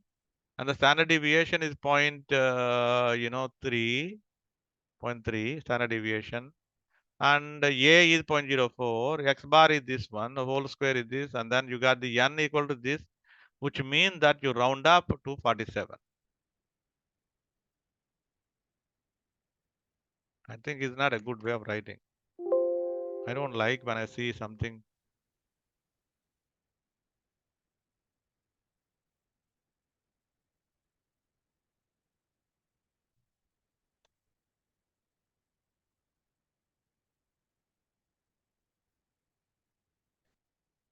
Okay, I have to tell you, if I don't say that it is 46.49 equal to 47, you laugh at me. So because it's not equal to. But if you round it up, yes, it is. I know you appreciate, you agree with me, even if I leave it like that, but it's not a big thing to change for me on the website. So the next time if I change anything, I'll post it. So now observed time in the minutes is given to you, right? You know what? The sample size is 8 here, and observed time of the 8 items are given to you. Then you can find out the average of them is 15 seconds, which is 0.25 minutes. Is asking you what is the observed timing, right? So what is asking you now again? Learning percentage is 80%, which is P or L, whichever you want to really use the notation is 0.8%, right? And allowance factor for this task is 25% of the job. Okay. Allowance factor is 25% of the job. So observed time should be converted to the observed time. You go to the normal time and then go to the standard time. You understand me, right? Okay. So that's how you do. So, and performance rating you multiply. Oh, this is a learning rate. No, this is sorry. The person worked at the pace. Sorry. This is not a percentage of the learning percentage. Sorry, my mistake. I didn't read the story here. He's the performance of the guy who worked at the place there for doing all these things. Doing all these things are done by a guy who is actually 80% of the normal. He's below the normal. You understand me? 80%. But it means you multiply with 0.8. So that is what it is. Okay. So normal time. And allowance factor is given to you, right? Is it not? So 25% of it. So just have to multiply with 25% more. So 1.25. You multiply by 1.25, you get the normal time, a standard time. Standard time. Normal time is here. So observed time becomes normal time if you add the performance factor. So normal time becomes, standard time if you put allowance factor. So why did we like use this standard time equation instead of that other one? The other one is for the, when we have the work day, right? Not the task. Oh, okay. Okay. So that is a task can be different tasks. So work day is a similar task, all of them. So now you take the 10 unit job here. 5th unit took, 5 hours. So T5 is given to you 5 hours. You understand me, right? And learning percentage is 75%. Okay. 6th unit. So 6th unit has been worked on and 2 hours are worked as not yet finished yet. 2 hours. You work for 2 hours. You work for 2 hours. That means 2 hours our work is completed, but not yet completed. You understand me, right? And what is he asking you? Estimate the additional amount of time it takes to finish the 10 unit job. So which means that you know the T5, okay? The 5th unit took, how much time? 5 hours. Very clearly you know it. So with that, you can actually find out the T1. You understand, right? You can find out the T1. Why T5 equals to, okay, T1 multiplied by 5 to the power of B, where B equals to, so ln of, so 0.75 divided by ln of 2. So you know this. You plug that in and you know that. No, you know this one. You can find out the T1. Okay. So once you, or you can use the table. So this is the allowance factor here. T5. So 75% is given to you in the table. Okay. For the unit is 0.513. So that means this whole thing is 0.513. This whole thing, b to the 5 to the power of b is 0.513.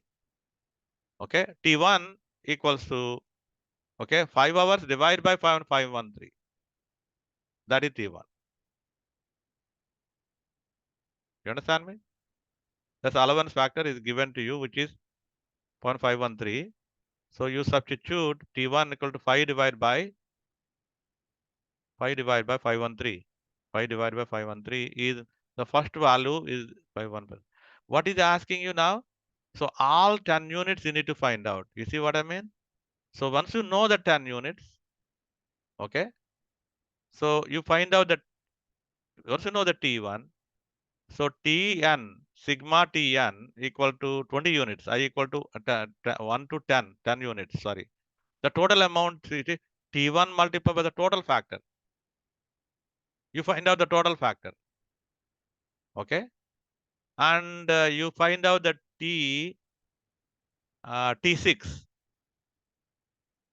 You find out the T6, sigma T6, or you find out, yeah, sigma T5. You find out for sigma T5.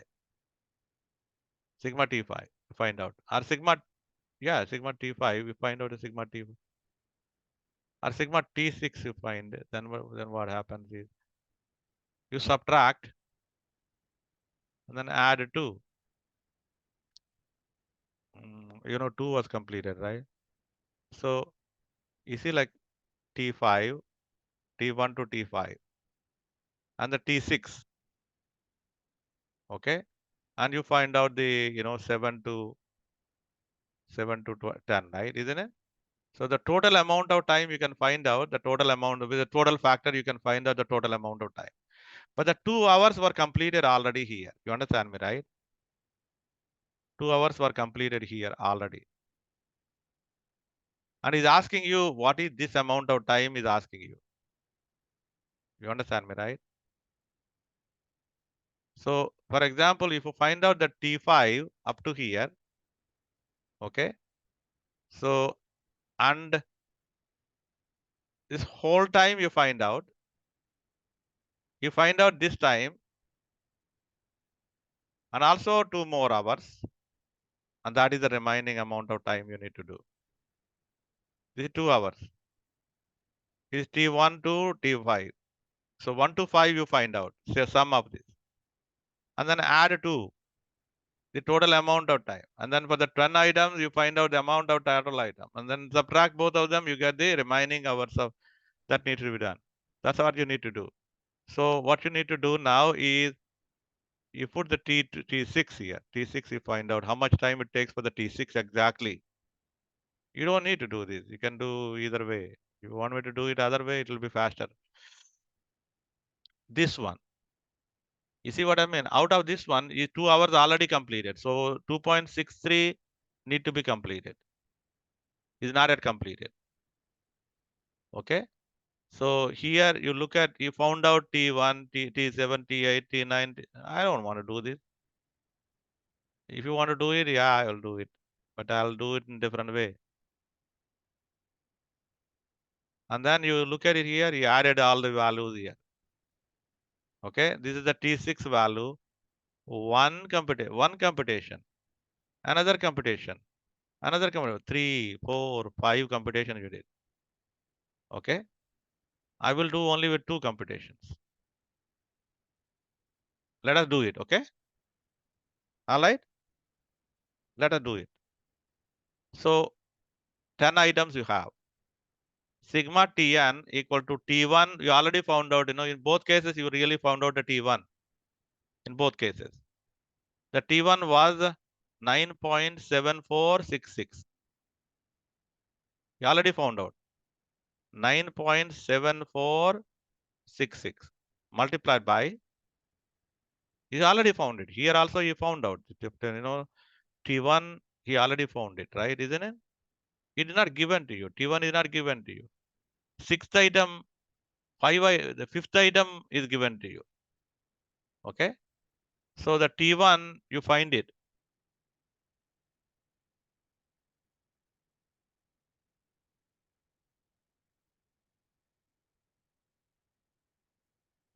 Fifth item is 5 hours, right? Find out the T6. He's asking you find out the T6. It's one question here. 5 hours. Is it the same percentage? Okay. I want you to pay attention here. Why I put T1 equal to 9.76? Because T5 is given to you. Okay. And the T1 is not given to you. Need to find out the T1. Oh, this one is supposed to be B on the top. This is supposed to be B on the top. I'll fix it. Okay. I fixed, a couple of them like that already. T6, sixth item. Sixth item has been worked for 2 hours. Oh, he computed. I don't need to compute this. So T1, he computed 9.7466. All right. So what I was telling you is you don't need to do this. So 9.7466 and the 10th item with 75%. So 10th, 75%. I want to factor total factor. 10th, 75 factor. 10th, 75. Sorry for taking time. Let me duplicate it so that you will be able to do it very easily.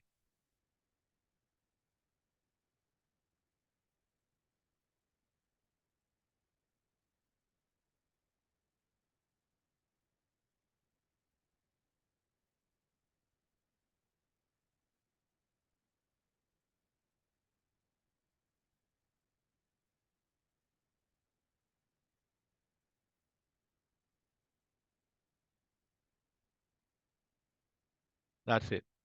So we got it here. Okay. I don't need it. 10th item total factor, 75%. 75% 10th item total. This one. Control C, Control V. The 5th item total factor, 75%. The 5th item is 3 point. Okay, I gave you highlighted these 2 point things. Okay, so okay, this difference between them you take and then you multiply. So 5.589 minus 3.459. Okay, and the T1 you multiply. Can you tell me what this is? Can anyone write down here and write down? Tell me please. 3.459. You subtract 0, 3, 1, and then 2 here, right? Is it not? 0, 8, 5, and 5. 2.13.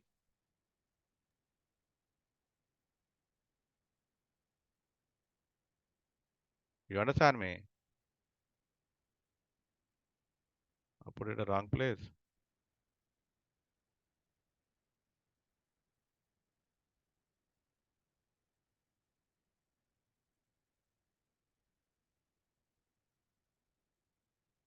.13.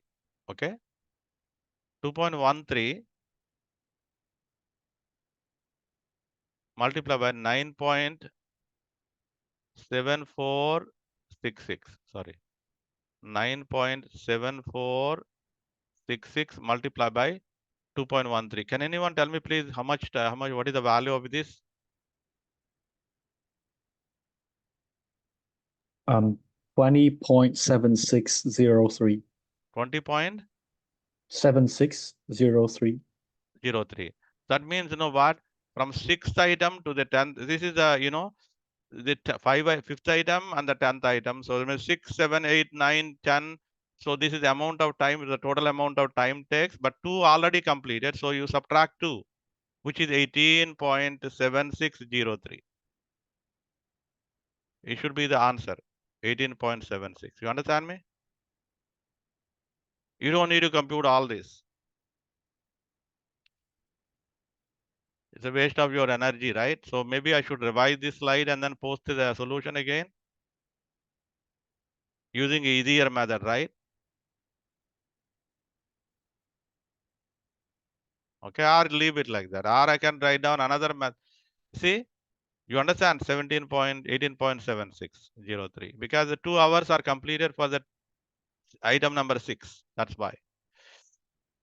Okay, we got it anyway. So you got here another estimate here. Estimate the number of repetitions required, which is N. Is asking for the N. What is it? So each of the workers listed below, it means Tracy, Darren, Lynn, workers below will require to achieve the standard time of 25 minutes per unit. So that means N required for each one of them. So Tracy, how many repetitions require? Darren, how many repetitions require? Lynn, you require. So that the standard time is supposed to be 25 minutes per unit. Standard time is supposed to be 25 per unit, right? So, and what did he give you? The first 2 repetitions in minutes are given to you. See, the first one and the second one are given to you. Understand me? So that gives you a big amount of information here. You know that learning rate, you see, T2 equals to T1 multiplied by the percentage. Okay, the percentage. Then it gives you the T2. We know that. Okay, percentage, we don't know the percentage. So you can find out the percentage. So T1 takes you T2 divided by T1 equal to percentage. Equal to T2 equal to 31 divided by 36. So you get multiply by percentage. You get the percentage P, you can get it just like that. Okay. For each of them, you require a P. You can find out the P value, P value, P value, you can find out. Once you know the P value, you will be able to find out. Okay. So number of values you require and you require the N, right? Is it not? So 25, T25, right? Is it not 25 with the standard time is 25. The final value Tn is 25.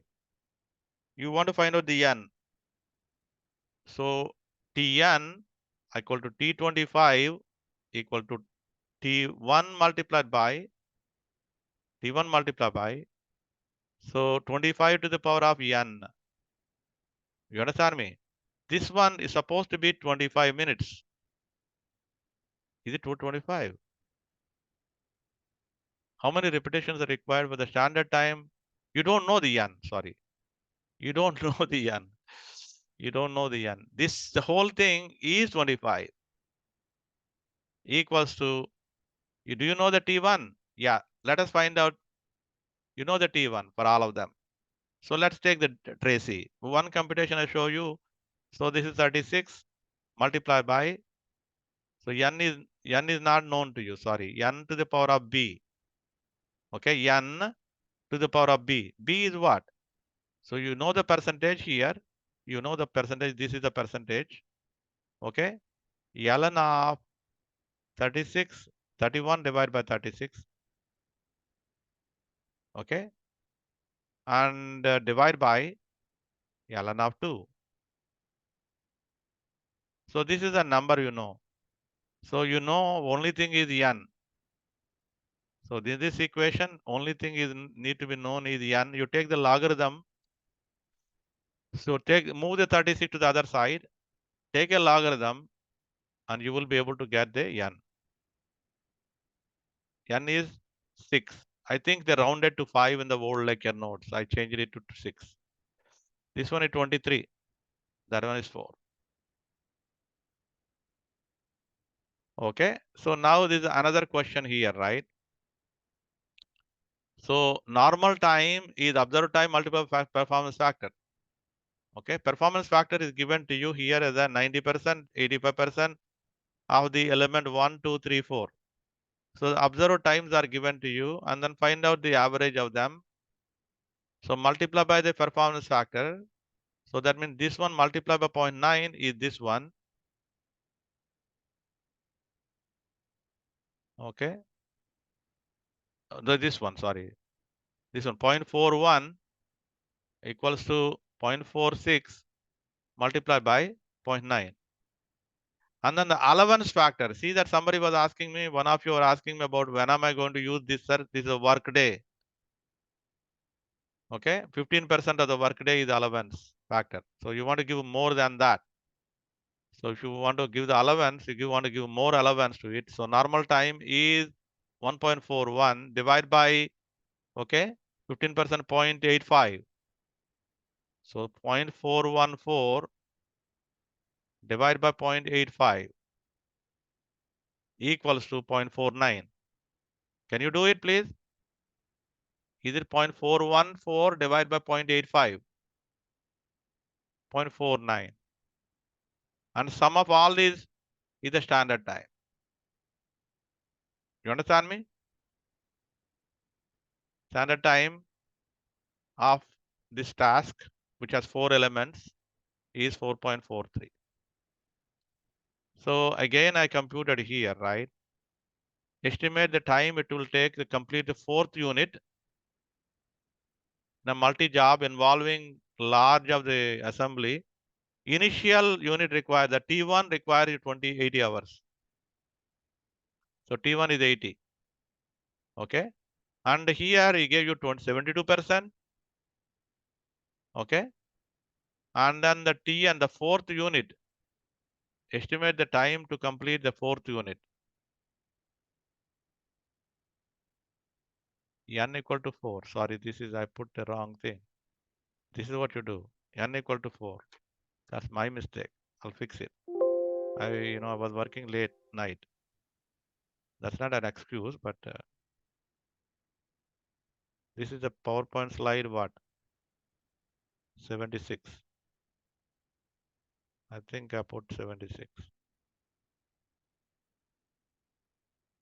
76. I'll change the name as 76 because I added in one more line. 76.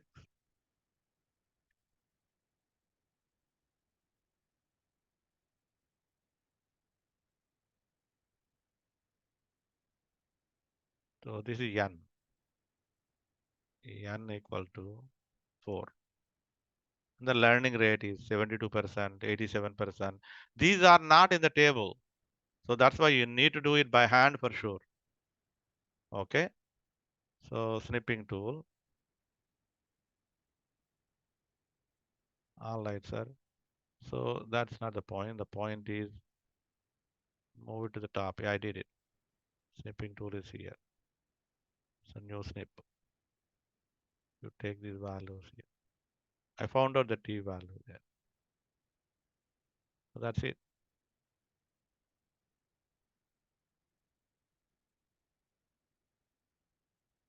I'll repost again.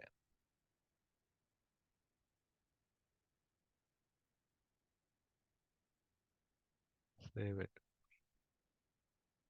So let me fix the other one also. N to the power of b. The formula is not wrong. Correct. Save. B font size is superscript. So that's it. That's the right formula. Okay, sir. Where is else? Where else? This is here another problem.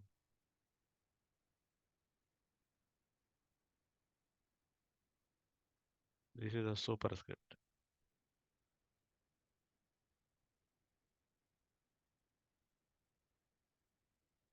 Okay, I did it. This is also superscript.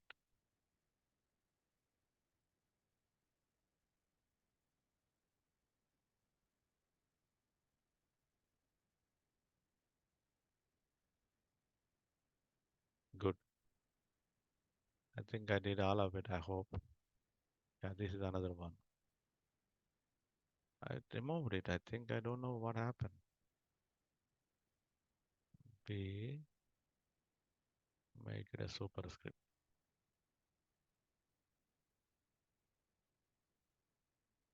And this one is superscript also.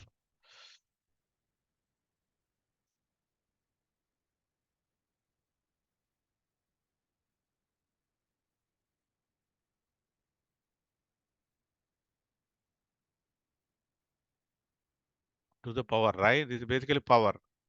This is also superscript.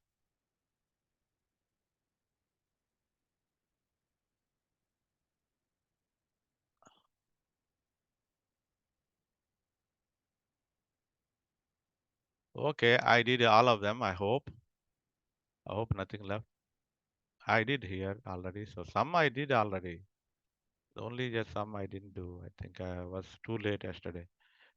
So yeah, we did this right here. So this already completed. This is the one we already working, right? So that's just have to do the mere computation, nothing else. So you can do it for sure. Okay, whatever way you want to do. So here, the first, 6 ships, subcontract is responsible for outfitting 6 ships in the new electronics, and then 4 of the 6 were completed in 600 hours. So the sum factor, you know that. You go to the table and find out the factor. So, and then you will be able to, for the T1, you will be able to find out very easily. So solving the T1, the factor from the table, which is 75% was in the table. So you have, so the factor is 2 point for the 4, right? For the 4, n equal to 4. So the total factor is 0.946. If you want me to show it to you, I'll show it to you. 0.946.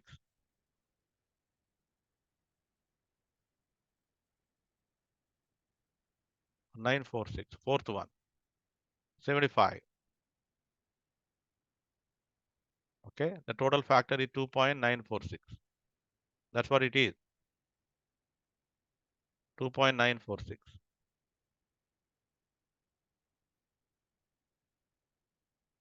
Yeah, 2.946. Okay, that's the total factor for the 4. And found out this T1 value. So you want to find out the 6 ships, remaining ships. So 6 for 6, this is the factor. The 4, this is the factor. And the T1 is known to you. And the multiply, so the remaining additional time that you require is 201 hours. And that's it. So that's for the day. Enjoy your day. Okay. And I'll post this today's lecture on the web page, and I will, because I recorded it, I will be able to post it. Okay. Okay. Thank you you. so much. Enjoy your day, and see you in the next lecture class. So in Okay. person, I know I'm, this week, my apologies. This week is holidays at McGill University. I'm teaching a lot there.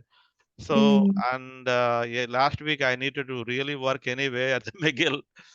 I didn't get the holiday, so I'm just taking some time off, and then I'm doing. So I hope everything is okay. So I will, if you have any questions about today's lecture, so please bring it to me next class. So see what I mean? So I'll Okay. certainly help you. And let's think about whether we should have the final exam, online exam, that I need to prepare well in advance, because it takes more time to prepare. So whether it is online exam or offline, that in-person exam, it will be, as long as it is okay. I will not give you additional time. I will just give you exact time, so that Okay. one student is not going to help other person, right? So that's the only whole thing why we actually don't give online exam. But if I see the online exam, we all vote for online exam, probably I'll give you online exam. Okay. We'll see how it works. Okay, sir. Good. It takes more time for me to prepare online exam, so you have to tell me well in advance to prepare online exam. So if it takes less amount of time for me to prepare, the in-person exam, because I have to do marking, it'll take me more time there. So marking, it'll take less time. So equal amount of work I need to do, but it takes more energy to do online exam. So you have to tell me well in advance. Okay, I'm closing it down. That's it for the today. Enjoy the day. I'll post the lecture notes again on the web page after after I close it. Okay, bye, sir. Okay, bye Okay, now. bye. Thank Bye you. now. Enjoy your week, like a week.